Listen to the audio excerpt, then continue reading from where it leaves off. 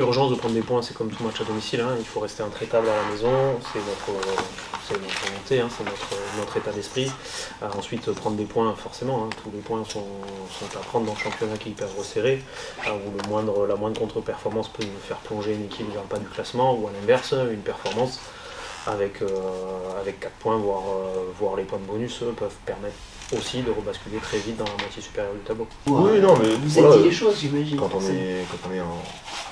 Quand on sort de plusieurs matchs à l'extérieur très compliqués, voilà, je pense que il y avait besoin qu'on se dise 2-3 trucs qui ont été dits. Donc voilà, j'espère qu'on apprendra et qu'on en sortira un peu plus grandi de cette réunion de crise entre guillemets à la fin du match. Et comment tu expliques toi ces différents visages extérieurs, domicile?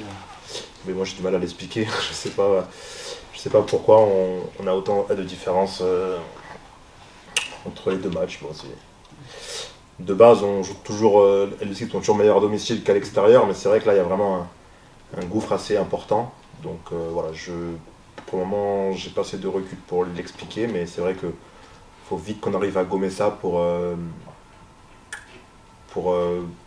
être installé dans le haut du tableau.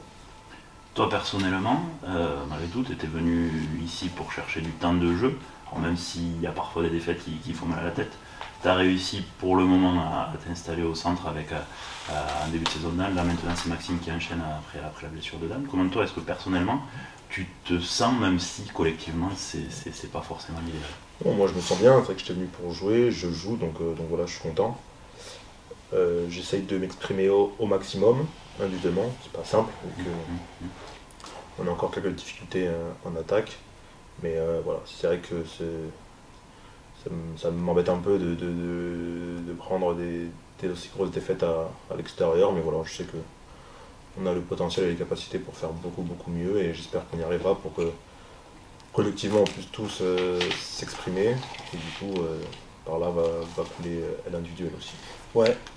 Ouais, on a un peu de pression, bah, c'est normal, en plus on est à la maison, donc si on n'a pas le droit à l'erreur, on a déjà fait une, comme on dit. Donc, puis en plus c'était un derby, là, tout c'est hyper serré le championnat, donc on n'a pas, comme disait Jules tout à l'heure, soit on bascule du mauvais côté, soit on bascule du bon, donc faut gagner. Il y a plusieurs choses qui n'ont pas fonctionné à Béziers, mais la principale qui n'a vraiment pas été, c'est quoi du coup? Qu'est-ce qui est ressorti du briefing? Agressivité? Non, parce que je pense que tout le monde s'est envoyé. On a eu des problèmes de discipline. On fait trop de fautes à l'extérieur. On fait trop de fautes en général.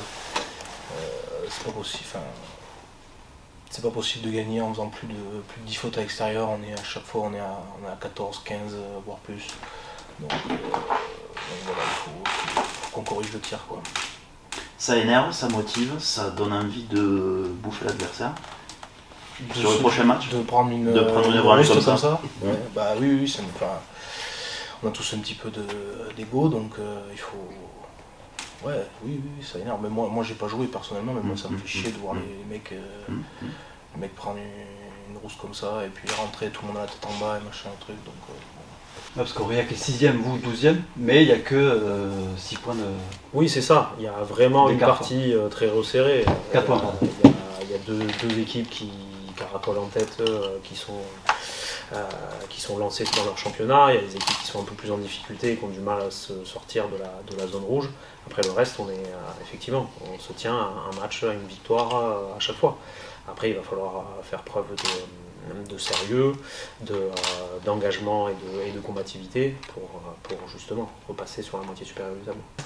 C'est cette différence de visage. On est une équipe qui est très combative, qui peut s'accrocher. On a vécu des situations cette saison à domicile où on s'accroche, des matchs où on finit en infériorité numérique, des matchs où même contre Biarritz, où en fait en retour de mi-temps on mène derrière, on est remené, mais on lâche pas, et effectivement on a des matchs à l'extérieur qui sont un peu plus difficiles. On cherche le supplément d'âme, comment le générer, comment le créer pour pouvoir avoir une équipe aussi combative à domicile qu'à l'extérieur. Vous savez bien que ce qui s'est dit dans le vestiaire entre nous restera entre nous et sortira pas du vestiaire. Ça a été viril, correct? On s'est dit les choses? Non, on a eu besoin, on avait un besoin de discuter, d'échanger pour comprendre. On a compris certaines choses, on va travailler pour ouvrir pour que ces situations-là évoluent. C'est rare de ne pas vous voir en conférence de presse, même dans la défaite à l'extérieur, quand même. C'est signe de quelque chose, quand même. Après, c'était pas une histoire de boycotter la conférence de presse. C'est qu'à ce moment-là, on avait besoin d'être entre nous, de discuter, d'échanger. Voilà. On sait très bien que sur les post-match, il y a ce besoin aussi de passer en conférence de presse. Mais là, on avait besoin de parler entre nous, de discuter, d'échanger, d'essayer de comprendre et de trouver des briques de solutions. Malheureusement, le timing a fait que ça ne correspondait pas avec les obligations d'échange avec les médias. Voilà. On s'en excuse, mais voilà, là la priorité c'était de rester entre nous et de commencer à trouver des solutions entre nous. C'est ce que je disais à mes coéquipiers, c'est qu'à Montpellier, tous les 5 matchs, on a des réunions de crise. Donc moi j'étais habitué à ça, je n'ai pas du tout été choqué par ce genre de crise parce que c'est habituel et on a fait 4 par an. Mais des bons barbecues aussi. Ouais. Non mais voilà, faut juste il peut y avoir des non-dits, des choses qui vont pas et qui de base on n'ose pas forcément dire et où là quand on est à chaud on se permet peut-être de plus s'exprimer, de dépasser un peu les limites entre guillemets, donc c'est pour ça que c'est important qu'on parle à chaud comme ça après un match, c'est là où des choses qu'on ne dirait pas de base peuvent ressortir. Peuvent émerger. Avec l'adrénaline, avec cette frustration. Oui, voilà. Quand on parle à chaud avec la déception du match, souvent peut-être qu'on peut dire plus de choses. On y travaille. Et je pense que ce moment-là est un socle du début du travail. Ça ne veut pas dire que précédemment on n'y travaillait pas. Mais je pense que ce moment-là est un socle du début de travail que l'on a à faire, qui prendra du temps. Qui, je le pense, va permettre d'amener des choses pour changer ces situations-là et qu'elles se reproduisent moins, on va dire. Ça veut dire qu'il y a des choses qui sont sorties de là qui n'étaient pas sorties quand même. Vous doutez bien qu'on n'est pas resté à se regarder dans les yeux pendant une heure. Mais... Est-ce que Montauban c'est une équipe à réaction qui a besoin d'être au pied du mur à chaque fois pour réagir? On l'a souvent vécu cette situation-là, où des désillusions ou des contre-performances à l'extérieur a pu faire que l'on réagisse chez nous. Mais comme toute équipe à domicile, à Sapiac, on se veut intraitable. On a déjà eu un accident cette saison, on ne l'oublie pas. Mais voilà, forcément, on attend aussi de la part de ces joueurs qui sont des compétiteurs, de ce groupe qui est compétiteur, de ce staff qui est compétiteur, mais forcément des réactions. On ne peut pas rester sur cette température de jeu-là. Un mot des Cantalous qui font une saison presque inverse de la vôtre, qui ont eu un début de saison très compliqué, puis qui reprennent un peu du poil de la bête justement, qui arrivent peut-être en confiance. Le rugby d'hiver leur va très bien, mais ça vient aussi en lien avec leur projet de jeu, leur ADN de jeu, qui est une équipe basée sur une énorme dépossession, mais qui est capable de se nourrir de la moindre erreur de l'adversaire, que ce soit sur la contre-attaque ou sur les phases de conquête. Donc oui, on s'attend à un gros combat, on est rentré dans une période hivernale avec un jeu d'hiver, donc il va falloir être capable de trouver les bons ressorts pour ne pas s'exposer, et à l'inverse d'être capable d'exploiter la moindre munition qui nous laisseront. C'est Cantalous alors que vous recevez à Sapiac vendredi. Comment tu les décrirais toi? Question piège. Non, je vous avoue que voilà, je connais pas trop cette équipe de Aurillac. Je l'ai découvert là en analysant le match. Et voilà, c'est une équipe qui est très forte en possession sur son jeu au pied.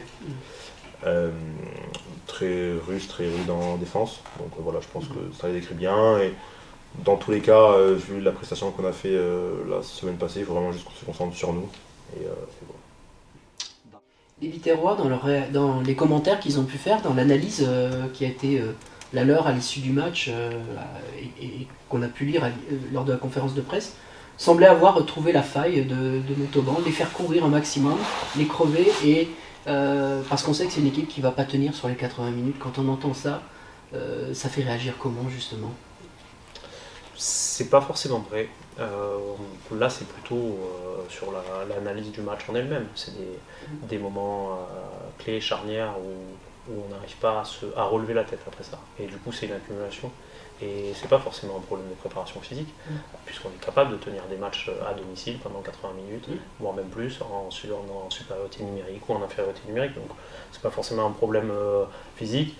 Voilà, c'est l'enchaînement de situations un peu négatives qui fait qu'à un moment donné, on n'arrive pas à ressortir la tête de l'eau. Et par contre, à l'inverse, les équipes adverses sont capables de nous appuyer sur la tête pour nous noyer. Après Béziers, il n'y a pas eu, par exemple, de dire on parle plus de qualification, on parle de maintien, des choses comme ça. Ce genre non, pas du tout, parce qu'on est. C'est tellement serré que d'un match à l'autre, tu joues un championnat ou l'autre. Donc je pense pas qu'on peut parler de top 6 comme de maintien pour le moment. C'est tellement serré qu'il faut juste gagner ses matchs. On va dire, tu gagnes tes matchs à domicile, tu essayes de faire quelques perfs à l'extérieur pour pouvoir espérer. Donc voilà, je pense que pour le moment c'est trop serré encore pour se positionner sur notre objectif à court terme. Quand on passe plus de temps à défendre qu'à attaquer, d'autant plus avec un arbitrage qui est focus sur toutes les analyses que l'on a. On sait que les arbitres sifflent beaucoup plus facilement des équipes qui sont en défense que des équipes qui attaquent. Ça, on a les stats, on a les ratios, on le sait. Effectivement, quand on n'a pas le ballon, quand on défend, quand on rate un plaquage, c'est plus facile pour l'équipe adverse de marquer que si c'est nous qui avons le ballon, où il faut qu'on perde le ballon et que l'équipe adverse exploite le turnover. Donc on y travaille, il y a des choses qui évoluent, il y a des choses qui évoluent dans le projet, il y a des situations de jeu comme on a vu contre Biarritz où en tenant la possession et surtout en alternant les formes de jeu, à la fois du déployé, du pénétrant et du jeu au pied, on est capable de mettre les équipes adverses en difficulté. Il faut juste trouver le bon ratio entre ces différentes formes de jeu. Ça, je sais pas, le championnat est long, je découvre un championnat très très long, donc je sais pas trop à quel moment on peut voir quel championnat on joue. C'est Cantalou, comment tu les décrirais? C'est mes anciens partenaires, donc je les connais un petit peu. Ouais, c'est costaud sur les basiques, gros jeu au pied, et beaucoup de pression tout le temps. Et chaque contre-attaque, il faut que ils vont chercher à marquer des points ou aller nous mettre à la faute, donc il va falloir être hyper précis sur les basiques. Ouais. Il y a une motivation supplémentaire quand on joue sans bien sûr, le coéquipier. Ça chante pendant la semaine, comment ça se passe? Non, moi ça me change plus le vendredi à 19h, mais oui, bien sûr, on a toujours une petite motivation en plus, on a un petit supplément d'âme, c'est normal. L'hiver leur réussit les Cantaliens, disait Julien. On passe des sales hivers à Aurillac, alors dès qu'il fait... Non, mais je veux dire, oui. Pour l'instant, ça leur réussit, oui, puisqu'ils sont 6e ou 5e, quelque chose comme ça. Donc, alors qu'ils avaient mal débuté la saison. Donc, ça leur réussit plutôt pas mal. Ouais. Il y a deux espions à Sapiac. Il y a toi et il y a David Ocagne, puisqu'il y a son neveu. Ah oui, il y a son neveu. Il y a son neveu qui est meilleur réalisateur du club. Je suis pas comme ça, moi. Secret professionnel. Tu vas mouiller le maillot pour les verts et noirs. Oui, bien sûr. Qu'est-ce que tu as envie de leur dire aux supporters? Parce que justement, là on n'a pas parlé d'eux depuis le début et on connaît évidemment leur frustration. Qu'est-ce que tu as envie de leur dire? Qu'est-ce que tu as envie de leur prouver vendredi soir avec tes coéquipiers? Qu'on va rien lâcher. De toute façon, on lâchera rien et qu'on fera tout pour aller chercher le plus de points possible. De toute façon, il faut qu'on se rattrape de tout ce qu'on a fait comme... de tout ce qu'on a fait comme bêtises, on n'a pas non plus... on est qu'à la 12e journée, il en reste 18 encore, mais je pense que tout le monde est déçu, tout le monde tient à cœur de se rattraper, donc tout le monde va faire un gros match, je pense, vendredi. Il n'y aura pas de... Personne ne trichera, il n'y aura pas de soucis, je pense. Enfin, c'est mon ressenti.